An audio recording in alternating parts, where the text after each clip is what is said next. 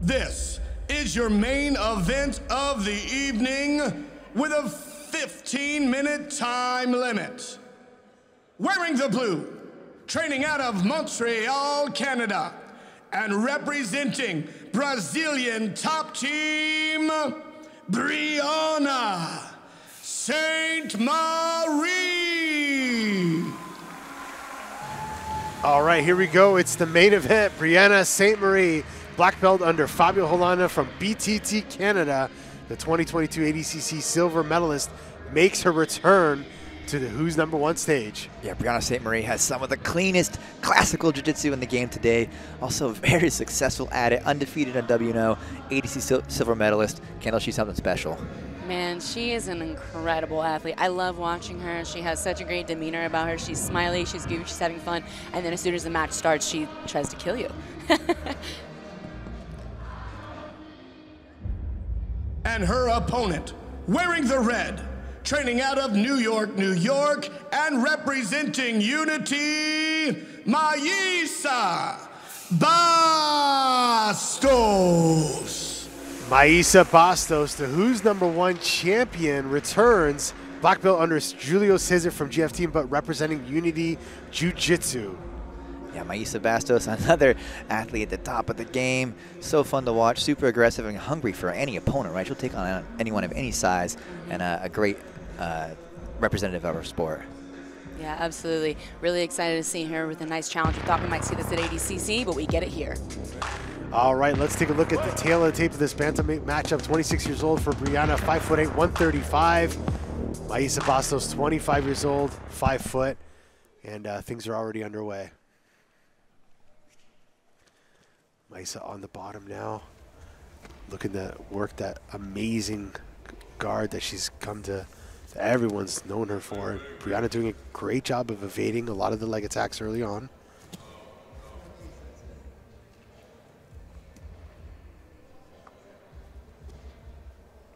Yeah, I'm almost on the edge of my seat here waiting to see what's going to happen. I mean, this is not surprising. I knew we would see, or we believed we would see Mayssa here with her her seated guard, and Brianna looking to put her back on her back. The difficult thing with Maissa's guard is that she has a beautiful seated guard and a really dangerous supine guard where she's laying on her back. Typically, if you can put someone on the opposite of where they like to be between those two choices, you're in pretty good shape to pass. But with someone that's so comfortable in both, it makes it really difficult to find passing paths. That and the sheer dexterity of Maissa's leg pummeling is just insane, right? There's no openings. She just puts it in front of you every frame at all times. Well, that was the conversation, actually. BSM was training in Costa Mesa recently, and we were chatting, and she was saying that was the difficulty with this match is she has so many training partners with great guards, but no one this size and compact. So when Mayssa is bent in half, the ability to find space is almost impossible, right? Her dexterity is just incredible. And it's not like when someone has a longer leg and you kind of reach out and find the foot and throw it by or something like that. I mean, their foot is at their stomach. So it's like, where do you go from there? Yeah, Brianna has this really, really smart passing system that she does from half guard. But I don't think that Mayssa is going to allow her to initiate all that because Mayssa is doing such a great job. Look at that arm drag attempt there. But as I was saying, Brianna has this really, really cool half guard passing system, and it involves kind of like a cradle on the head as well as wrapping the leg, and she doesn't even cross face. She'll go around the far side shoulder and align her hips towards her opponent's hips, which she's not doing now. I think Mayssa knows that, and she's really trying to do whatever she can to prevent Brianna getting close enough to start that passing system. And you can see Brianna looking for the half guard, right? Yeah. If you guys notice, when she uses her left hand, she continuously puts it on the top of the knee and the quad of Mayssa, and she's trying to scoop that leg underneath and start to work her way towards the head. But Mayssa so excellently, number one, she uses both hands to control Brianna's left wrist, so she can't scoop that knee through, but she also continuously brings her left foot in the hips of BSM, which we're seeing right now. So it really, really negates that pass through. Mayssa's got this ability to change guard positions left and right just so fluidly, just amazing. And you see her like passing her left guard, as you mentioned earlier, and you'll see her grab use her left hand to grab Brianna's right hand, and she'll follow up with an arm drag. So she's got like this lasso arm drag combination that she does in no-gi that's very, very effective. But again, you see Brianna trying to force the half guard at all costs. That is her optimal passing position. Another tool that she hits from that position is the Kimura. If she can force her opponent to be desperate and try to look for an underhook, that's a great opportunity for Brianna to attack one of her favorite submissions, which is the Kimura, which we've seen time and time again. That was the most long-winded explanation. There's a lot going on out there. Yeah, there was a lot. It's interesting seeing Mayssa's game plan here. We saw a big wrestle-up attempt in the beginning on an arm drag, but now she's kind of going back to her bread and butter here, looking for the back, right? And so she obviously has just such a detailed arsenal of attacks from the guard. What I like about Brianna Ste-Marie, too, is that she's very diligent in her game plan. We don't see her making any massive adjustments, right? She just sort of maybe changes an angle, changes a setup. But in general, we're seeing her, again, like you said, force the half guard or look to force the half guard. It's only been on one side throughout most of this match. And we see our referee, Vinny, here reset in the middle. And Brianna is going back to the well. Mayssa constantly looking for that. It's like it's not that she's looking for the arm drag, but she's constantly just kind of baiting it. You know, she's grabbing hand, and as I said, she can play guards so well either side, and man, her flexibility is something else. Now Brianna with the double underhers, lifting and elevating her, using that superior size and strength. And as you mentioned, you know, Mayssa fighting up a division. We simply can't get any more matches for her in her division. She's got to go up and fight the heavier girls, and you know that's amazing because I love to see that, because a lot of times you see matches that you've never seen before, but you also see results that are more impressive. You see when people are commonly fighting against each other in the same division, they know each other's games, they felt each other out, so you know it becomes a bit of a stalemate. But a lot of times when we have these you know, athletes changing divisions, it often leads to more exciting matches, and there's a lot going on. If you're a jiu-jitsu fan, this is really exciting, even though there hasn't been any scoring yet. Yeah, BSM doing a really good job when she feels Mayssa starting to spin underneath. She shoots her hips back and starts to sit on her heels rather than staying in a standing position. Now, I think with Mayssa, with her opponents that she typically goes within her weight class, she's able to kind of suck the hips in. And we hear our judges are going to favor Brianna Ste-Marie in this first 5 minutes. So Mayssa is able to usually suck the hips in and kind of elevate the hips in a bit better of a position to stay underneath. But I think with Brianna, with just the bit of a size advantage she has and her positional awareness and timing, she's able to keep her hips back safe enough every single time. We see that again now. Beautiful Work there from Mayssa Bastos off bouncing Ste-Marie. That was the closest she got to maybe putting her hips on the mat, keeping them there. But as you pointed out, Kendall, Marie makes those adjustments, stays on top. Yeah, interesting now, look how she, well, as I say, she was about to stay on her knees. She stands back up, right? So Brianna definitely not afraid of these attacks or shying away, like you said earlier, Chase. She likes to stay in her position. We've talked a lot before about patterns with opponents, right? It's like they try their game plan over and over and over, and you start to learn things, and it's about who's making that 1-inch adjustment a little bit faster each time. You're the deep voice of Marilla Santana in the corner, coaching Mayssa Bastos here. Brianna almost gets by the guard there for a second. Just such a sneaky guard recovery that Mayssa has. She's just able to lace that left leg in each and every time Brianna tries to pass. That's got to be super frustrating.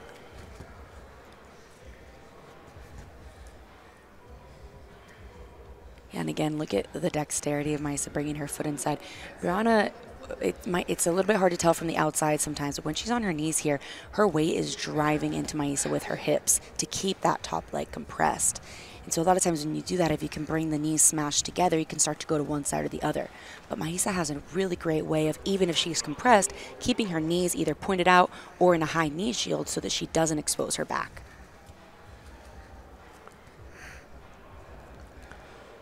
8 minutes and 7 seconds left in this match. Mayssa Bastos on the bottom of Brianna Ste-Marie. Brianna continually trying to force that half guard pass.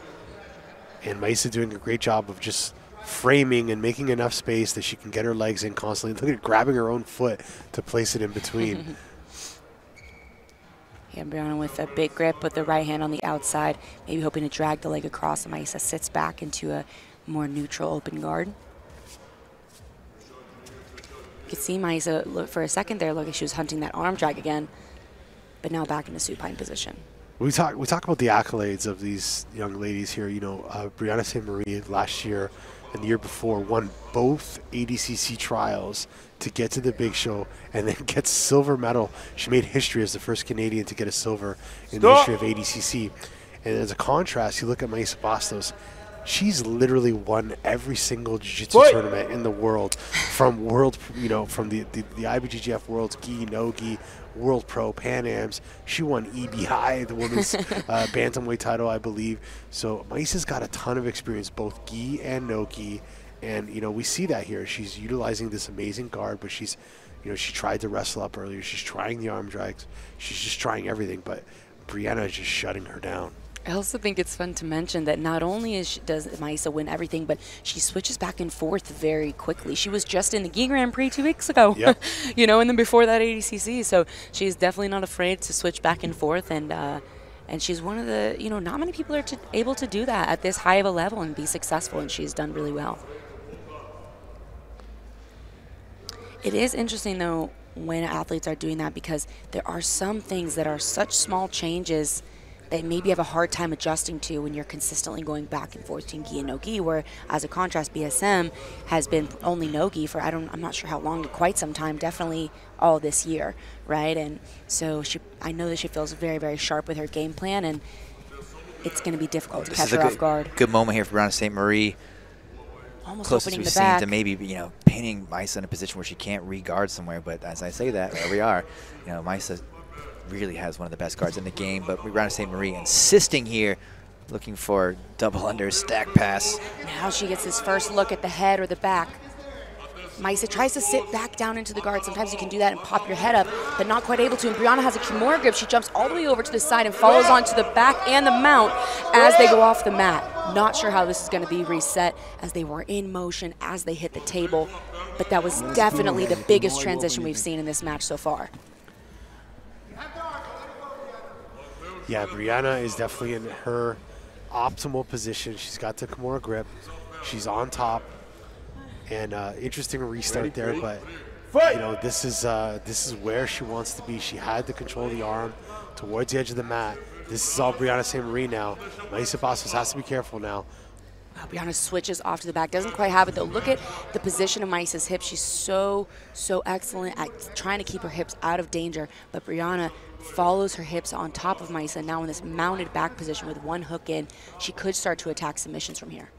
Yeah, in a match with the margins that have been as thin as they are, Brianna Ste-Marie may have jumped out to a strong lead as far as the judges are concerned. And Mayssa's going to have to work very hard to make this back.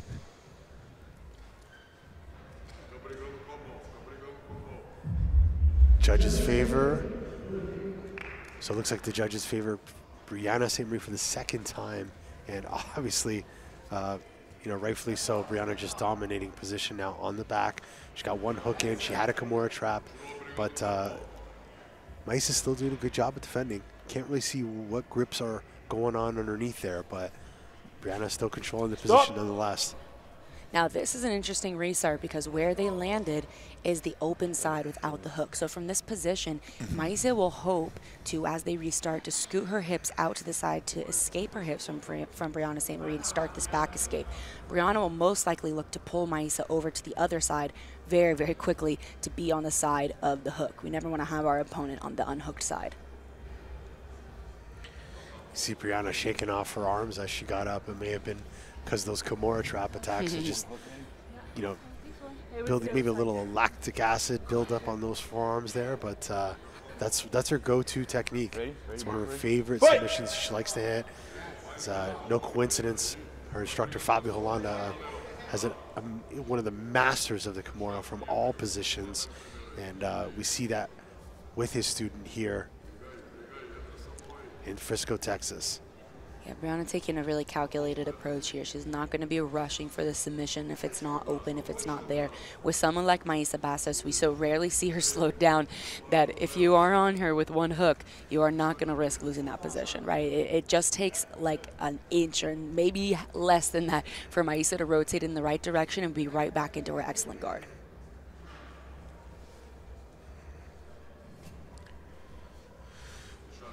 3 minutes and 50 seconds left in this match. Brianna Ste-Marie still on the back of Mayssa Bastos.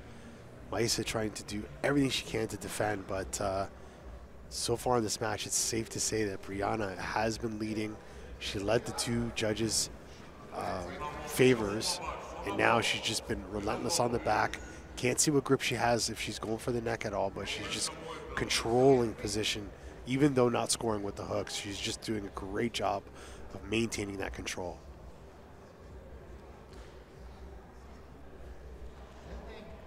Yeah, strong work from Brianna Ste-Marie. Ken, as you pointed out, being very patient, but also diligently working towards a submission here. You can see her trying to get her hand underneath the chin, but Mayssa staying very tight, very compact, making that almost impossible. She also does a great job riding the position as Mayssa moves, because there are a lot of micro adjustments happening where Mayssa is trying to create space. She's a world champion for a reason, right? She knows how to escape this position, so she's constantly doing little things to start to loosen this up. But Brianna Ste-Marie is following excellently. We may see a transition in the near future over to more of a mounted position. You kind of can use her right foot to post off while Mayssa's turning, and then go back to the back as Mayssa turns back. That right leg can really adjust to keep this position. Kind of see Brianna using her right leg to keep driving, keep balance. That position can oftentimes turn into an arm triangle. If the person starts to turn and face you, can turn into gift wrap positions. There are arm bars here.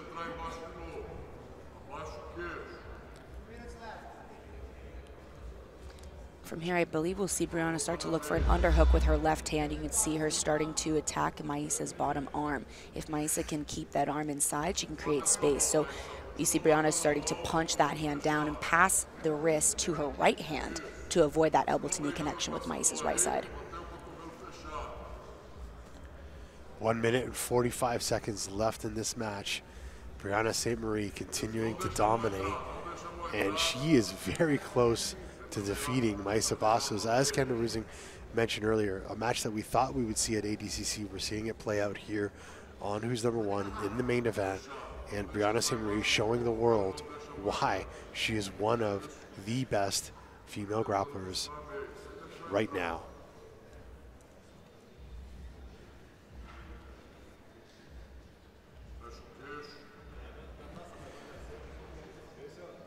Minute and 11 seconds left. Don't forget, guys, coming up, we have quite a few events coming up on Flow. Next week, we have the IBJJF Absolute Division, Stack Division, IBJJF No-Gi Worlds coming up in December. And in January, we're going to have a Who's Number One, as well as February, another Who's Number One, which we announced the main event and co-main events for earlier on tonight. And you can expect a lot more Who's Number One events in 2023. Oh, that was a really close look at a guillotine there for a moment. She tried to punch her arm underneath and switch, but it gave Mayssa just enough space to roll through, and now we have this back in her open guard, Mayssa Bastos, with only 25 seconds left on the clock. Yeah, Mayssa Bastos, so tough to hang in there, not give away anything, and work her way back to a guard. Shows a lot of heart there. Ste-Marie, was that quick a steamer lock I just saw? Flash in front of my eyes. I blinked and it was gone, but she's not done yet. She's still hunting for a finish. 10 seconds left here in the main event. Tezos, Who's Number One. 5 seconds left, and I think that is it. Stop! Jay Smith, Kendall, I think it's safe to say we know who won that match. But what an awesome match. What a very technical match. You know, we didn't get the submission like we did some of the other matches here at Who's Number One, but we did see a very impressive performance by Brianna Ste-Marie.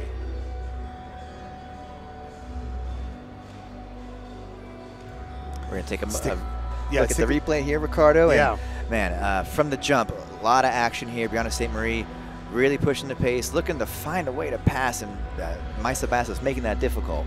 Yeah, we saw Brianna looking even for the double underpass, trying to stack Mayssa several times.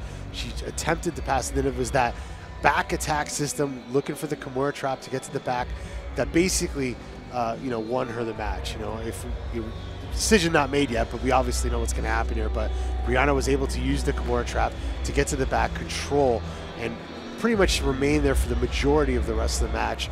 Eventually, they broke connection, got back to their feet, but we'll see what happens. Wait for the official decision here by the judges. Your winner, out of the blue corner, representing Brazilian top team, Brianna Ste-Marie. And there you have it. Brianna Ste-Marie wins this main event against Mayssa Bastos, multiple-time world champion, the Canadian from Montreal, Quebec, Canada, protege of Fabio Hollanda and BTT Canada, gets one of her biggest wins in her career here at Who's Number One. She beat Bianca Basilio back in September. Now she just beat Mayssa Bastos. The sky's the limit for this young lady. You stole the words right from my mouth. I think Brianna Ste-Marie has so much left to do, and I can't wait to see what that looks like.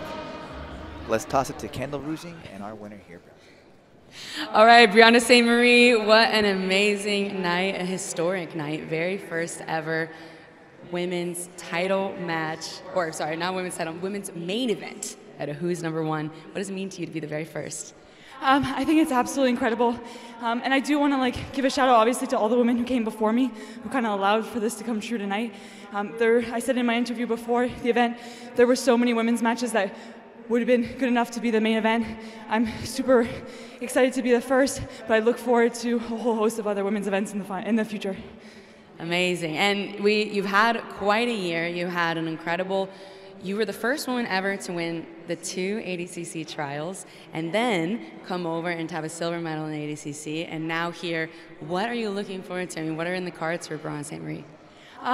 It's super hard to say. I mean, I feel like for my whole jiu-jitsu career, I was so laser focused on ADCC, so that's still kind of the ultimate goal. Obviously, ADCC is every 2 years. I'm kind of debating, making a comeback to the gi. I was so focused on no gi lately. I do love the gi though, so we'll see. Awesome. Well, we're really excited to see you, regardless of whether you're in the gi or not. Anything that you want to say to anybody at home? Just as always, I want to give a shout out to all my teams back in Canada. I really feel like the whole community behind me, no matter what gym, what affiliation, all the messages you guys send, the support you show, I really appreciate that. Obviously, my American fans as well. Thank you guys so much. I don't want to leave you guys out, but and then the one last thing I'll say, I don't know if this is all gonna, make a change, but jiu-jitsu competitions are actually illegal in Quebec, where I'm from. And there's so many athletes, high-level athletes coming out of Quebec. You have Ethan, who won by submission tonight. You have Oliver Taza. You have Pierre-Olivier Leclerc. All of us are coming out of Montreal, and competitions are illegal there. So if this coverage can somehow make a change for that, I'll just point out how ridiculous that situation is. Awesome. Congratulations again on an amazing match, and we hope to see you back soon. Congratulations, Brianna Ste-Marie, and you heard it right from her. Let's legalize BJJ in Montreal, Quebec, Canada. Let's put some of those Canadian Jiu-Jitsu associations to work.